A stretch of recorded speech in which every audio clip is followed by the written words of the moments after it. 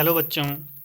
तो देखिए last video में हमने हमारे पास जो दो समुच्चय होते हैं उनका सम्मिलन पढ़ा और कुछ उदाहरण किए, जैसा कि उदाहरण 14 तक का हम कर चुके हैं और आज आगे को बढ़ेंगे इससे।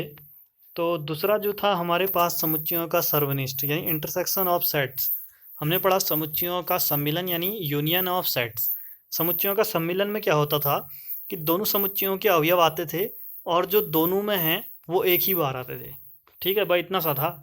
जो इसके भी अवयव आएंगे, दूसरे के भी अवयव आएंगे, और जो दोनों में होंगे वो दो बार ना आकर एक ही बार आएंगे। ये होता था समुच्चयों का यूनियन या समुच्चयों का सम्मिलन। आज है समुच्चयों का सर्वनिष्ठ यानी इंटरसेक्शन ऑफ सेट्स, और इसका चिन्ह होता है उल्टा ऐसा। वहां पर ऐसा था ना यूनियन में, सम्मिलन में, और सर्वनिष्ठ में ये होता है चिन्ह।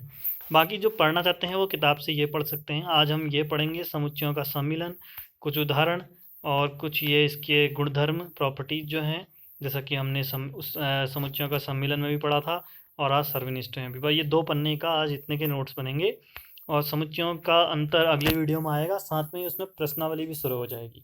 ठीक है, तो सबसे पहले इसको समझ लो है क्या क्या चीज़ें हैं। ज़्यादा मैं करा नहीं रहा हूँ एक दिन में, क्योंकि ये थोड़ा अलग सी चीज़ें हैं और हो सकता है कि समझ में ना आए, तो इसलिए कम कम पढ़ो लेकिन अच्छे से समझो उसे।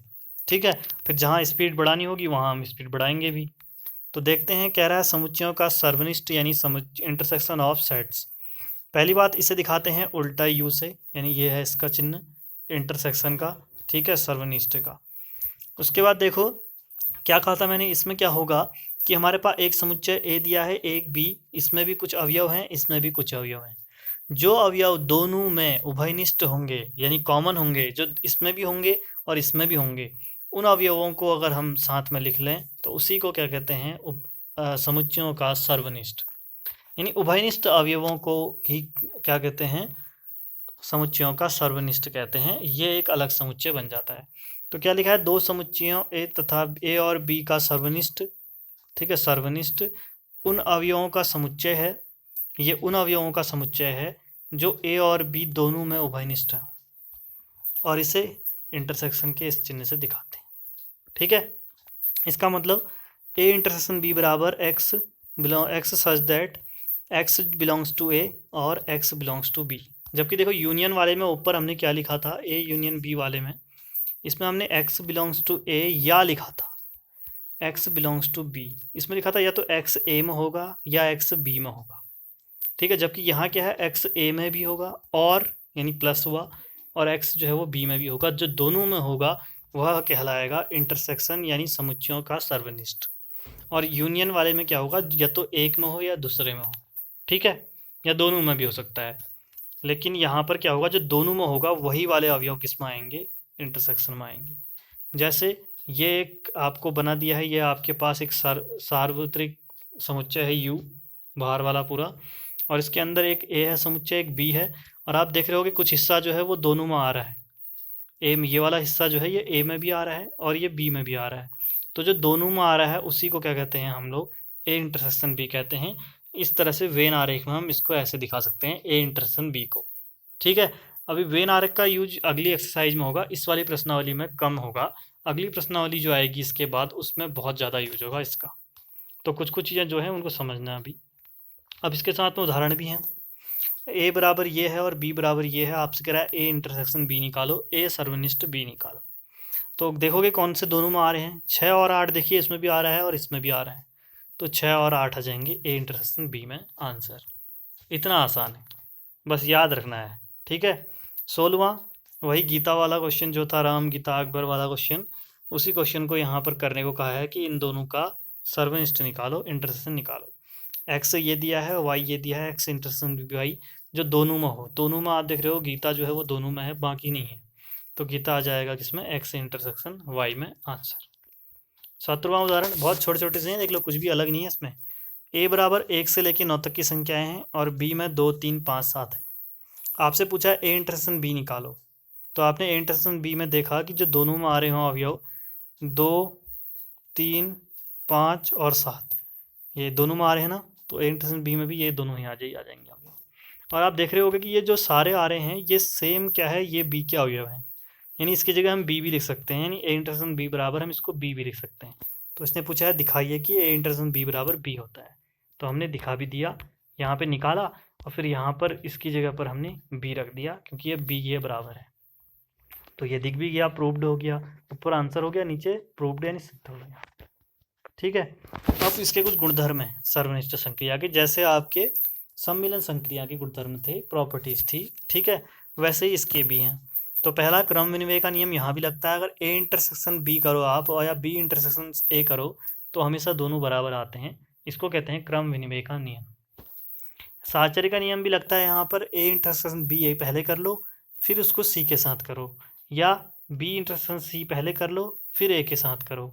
तो कहीं पर भी करो, यहाँ पर शुरू के 2 में ब्रैकेट है, यहाँ लास्ट के 2 में, आपका लास्ट में जो आंसर आएगा इसको हल करने के बाद और इसको, वो दोनों ही बराबर आएंगे। इसको साहचर्य का नियम बोलते हैं, ये याद रखना, आगे भी हर जगह काम आएंगे ये नियम। ठीक है। अगला फाई का नियम है, फाई मतलब रिक्त समुच्चय। फाई और ए इन दोनों का इंटरसेक्शन किया है, फाई और ए, बताइए ए के अंदर भी फाई होता है ना, किसी भी समुच्चय के अंदर फाई यानी रिक्त समुच्चय कह रहा होता है, तो और ए के फाई के अंदर तो फाई है ही, तो दोनों का इंटरसेक्शन जब निकालोगे तो वो फाई ही आएगा। ठीक है, क्योंकि फाई इसमें भी है और इसमें भी है। ऐसे यू यानी यू आप जानते हो सार्वत्रिक समुच्चय, जो सभी समुच्चयों को अपने अंदर रखता हो। ठीक है। और ए एक छोटा समुच्चय, इन दोनों का कॉमन देखोगे तो आपको पता है यू के अंदर तो ए भी आएगा, अब ए इसमें भी है और ए यहाँ भी है, तो दोनों में कॉमन ए है तो ये बराबर ए आ जाएगा। इसको यू का नियम कहते हैं।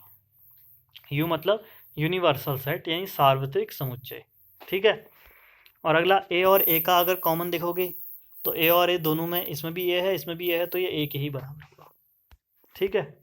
इसका मतलब ही क्या है, जो दोनों में है उसको लिख दो, समझ गए। अगला A intersection B union C करोगे तो ये किसके बराबर आएगा कह रहा है, तो देखो पहले ए किस इंटरसेक्शन वाला किसके साथ जाएगा, बी के साथ जाएगा, गया, फिर ए इंटरसेक्शन किसके जाएगा, सी के साथ जाएगा, और बीच में यू है तो यू ऐसा ही रहेगा। आसान है, देखो ए इंटरसेक्शन जो है पहले एक बार बी के साथ गया तो ए इंटरसेक्शन बी हुआ, फिर बीच में यूनियन था तो यूनियन को ऐसे ही उतार दिया, फिर ए इंटरसेक्शन किसके साथ गया, सी के साथ गया, तो ए इंटरसेक्शन सी के साथ गया, बस इतना ही सा है।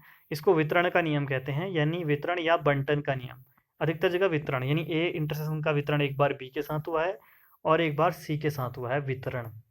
आसान है, देखो जैसा मैंने समझाया वैसे देखोगे तो आ भी जाएगा, नहीं आया हो तो वीडियो को थोड़ा पीछे करो, आसानी से आ जाएगा। ठीक है, इतना ही है, बस हो गया। अभी कुछ आपको डायग्राम दिए हैं जो कि अगली एक्सरसाइज में प्रयोग होंगे, लेकिन समझ लो अब दिया है बुक में तो मैंने कहा इनको भी साथ में ही समझा दूँ तो सही रहेगा। तो है क्या इसमें, ज़रा देखो, ए बी और सी 3 समुच्चय हैं यहाँ पर ये, ठीक है, और कुछ हिस्सा ए और बी का देख रहे होगे बीच में है, कुछ ए और सी का है ये, कुछ बी और सी का है ये। तो हमको यहाँ पर आपसे कहेगा बी यूनियन सी निकालो, तो क्या होगा, बी यूनियन सी का मतलब क्या होता है, यू का मतलब आप जानते हो सम्मिलन, जो मिलते हैं, यानी यू के पहले वाला बी के अवयव भी आएंगे, सी के भी आएंगे, और जो दोनों में आ रहे हैं वो भी आएंगे। तो आप देखो ये बी के अवयव इन सबको आपने ऐसे सेट कर लिया और सी के अवयव इनको भी सेट कर लिया, बस इसी को देखो मैंने इसी को सेट किया है, वो है बी यूनियन सी, और किसी को नहीं किया है मैंने। ठीक है। ऐसे A intersection B, A intersection B का मतलब, इंटरसेक्शन का मतलब जो ए में भी आता हो जो बी में भी, देखो ए ये है बी ये है, इन दोनों में कौन सा हिस्सा आ रहा है, ये बीच का हिस्सा जो है वो ए में भी आ रहा है और बी में भी आ रहा है, तो हमने इसको सेट कर लिया क्योंकि इसका मतलब होता है जो दोनों में आता हो। ठीक है, आगे बढ़ते हैं। ऐसे ही ये यू क्या है, सार्वत्रिक, मैंने पहले दिन ही बताया है कि ये जो बड़ा सा आपको क्या दिख रहा है आयत, ये क्या है आपका सार्वत्रिक समुच्चय है। अगला है आपको A intersection B union C निकालना है, पहले आप बी यूनियन सी निकाल लो। बी यूनियन सी क्या होगा, बी का और सी का ये इतना हिस्सा पूरे को कवर करेंगे, यूनियन का मतलब ही होता है कि बी भी आएगा सी भी, और इसको ए के साथ देखो तो इतना बड़ा हिस्सा और ए के हिस्से में कौन सा हिस्सा कॉमन है, तो आप देख पा रहे होगे कि इसमें सिर्फ ये वाला हिस्सा जो है ए के साथ कौन सा आ रहा है, इसमें से सिर्फ ये इतना हिस्सा यहाँ पर और इतना यहाँ पर, तो यानी कौन सा हिस्सा आ रहा है, ये ए का और ये वाला, तो भाई इतना ऐसा हिस्सा आएगा। इसमें क्या किया, सबसे पहले हमने बी यूनियन सी निकाला, उसमें बी का भी पूरा और सी का भी पूरा इतना हिस्सा आएगा, इस पूरे को कर दिया आपने सेट। फिर ए इंटरसेक्शन का मतलब होता है जो ए में भी हो इधर और जो इसमें हो, अब इतने बड़े में और ए में कॉमन क्या है, आप देख पा रहे होगे कि सिर्फ ये बीच का ये जो ए के साथ मिल रहा है यही हिस्सा है, तो इसको कर दिया हमने। अगला ए इंटरसेक्शन सी में, जिसमें ए और सी दोनों के अवयव आते हों। तो ए ये है और सी ये है, दोनों के कौन से हैं, ये बीच में आ रहे हैं जो, तो बीच वाले को कर दिया। यहाँ यहाँ यहाँ हो सकता है ये बी से भी मिल रहा हो, फर्क नहीं पड़ता। ठीक है, एक लास्ट और दिया है चित्र में, A intersection B union A intersection C. अब आप क्या करोगे, इसमें यूनियन का मतलब क्या होता है कि ये पहले वाला और दूसरा वाला दोनों को कर दो आप। तो पहला वाला ए इंटरसेक्शन बी है, ए और बी में कॉमन क्या है, ये बीच का हिस्सा। ठीक है, यही तो है ना ए और बी में आ रहा है जो। और ए और सी में कौन कॉमन है, ये वाला हिस्सा।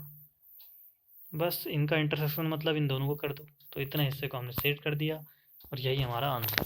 समझना इन चीज़ों को, नहीं तो ये बाद में नहीं आएंगी समझ में। ठीक है, अब बाकी कल करेंगे समुच्चयों का अंतर, रेफरेंसेज ऑफ सेट्स, और भी इसके क्वेश्चन वोश्चन सब मैं कल का अगले वीडियो में, कल मतलब जो अगला वीडियो आएगा परसों, उसमें सारा का सारा ये आगे का कर के अंतर को देखेंगे और उसके बाद क्वेश्चन शुरू करेंगे। प्रश्नावली भी के कुछ क्वेश्चन पहले वीडियो में आएंगे और कुछ दूसरे में, और 2 वीडियो में अगली प्रश्नावली कंप्लीट हो जाएगी।